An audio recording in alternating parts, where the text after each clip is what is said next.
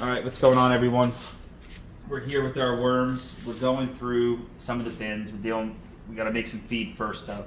So here we just keep some of our extra. We have a few different amendments that we add into it. They do vary sometimes depending if we're out of them or not. We're probably overlapping some of the nutrients, but for the most part, if you just add some rock dust, some eggshells, some crab meal and stuff like that, it's just adding a little burst. And what we're using is to feed is a organic chicken feed, right? That's the part of the chow that we blend up. And then as a bedding, which I'll explain in another video, is a pre-compost. Pretty fine if you get close. It's very fine. They rather enjoy it. And it's easy to get to them, and it's easy for them to deal with.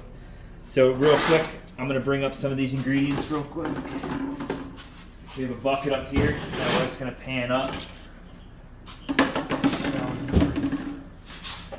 With coffee, kelp, rock dust. So right now we're going to add 7 different things.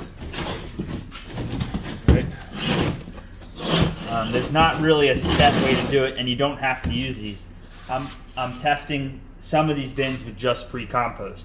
That might be enough. So anyway, got a little blender. That's all we have right now to service at some points 70 something bins, I think it is.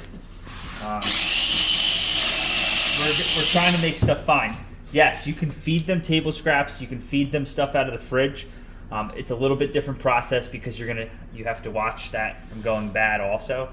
What we do is we feed them just enough food between feedings so that we can feed them 3 to 4 in between 3 to 4 days. So the finer you can get the feed, the easier for them to absorb it and get it turned into casting. So we're just making their job easier because we're trying to produce a lot of casting. So first we're just going to blend up some of this organic chicken feed.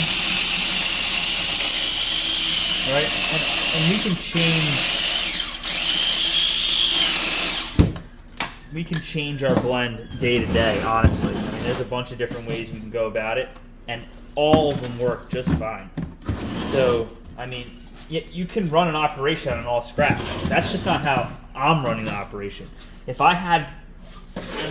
easy to say I want to run a commercial operation that services your township's scraps, but then you have to have an operation that's able to service a lot of stuff that's going to go anaerobic if you don't deal with it fast enough. So anyway,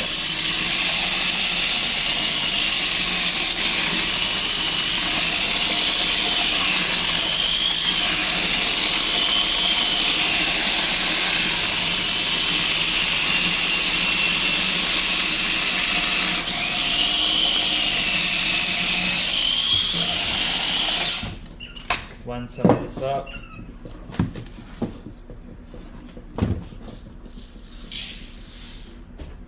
Same stuff we feed the baby quail that are behind us.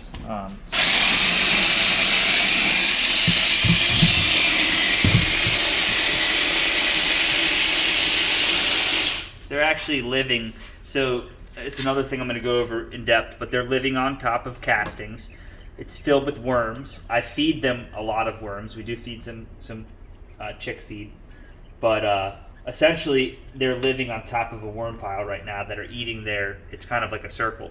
So when I take them out of there, I'm going to add another couple thousand worms to this and see if I can just turn this whole thing into castings real quick and recycle it. So if I don't do it in there, I can feed that back to the worms lightly and recycle that super easy right through the system.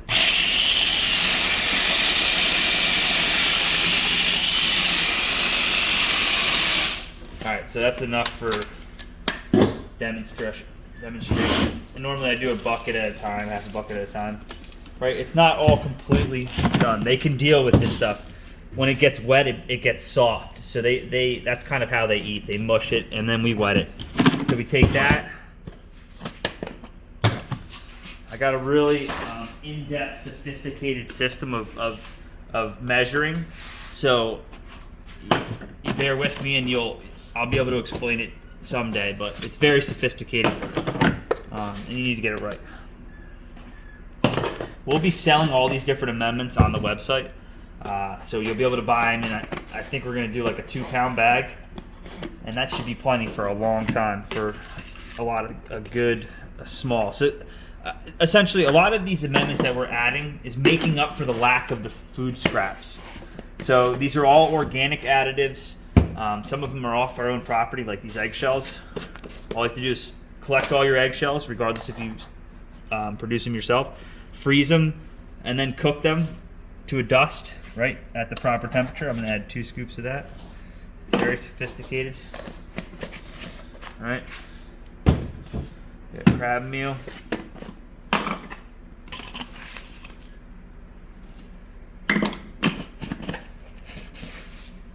And then there's a secret ingredient here. It will be on the website, but I'm not going to disclose it right now. I got to keep some of my secrets. So that's that. And we're just mixing up a little bit of. So when we get we're not putting diatomaceous earth in it. We don't need to. I mean, when you don't go the food scrap route, you really take a lot of the chaos away of these bins. So, sorry, my wife's arms are getting tired because I talk too much. But essentially, I just made worm chow super quick. It's easy. If you don't have a bunch of scraps and you usually feed them scraps, you can go that route. But yeah, it's just a basic, pretty fine. I could throw this back in the blender if I wanted to, but we're trying to not turn this into a full-time job. We want to be able to deal with the worms, but not spend too much time doing it. So yeah, that's basically how we make worm chow. You just make more of it and add. You can't really overdo on the ingredients. They'll deal with it the way. It's really going to be your pocket and how much extra you want to deal. So, all right, thank you for watching. Take it easy.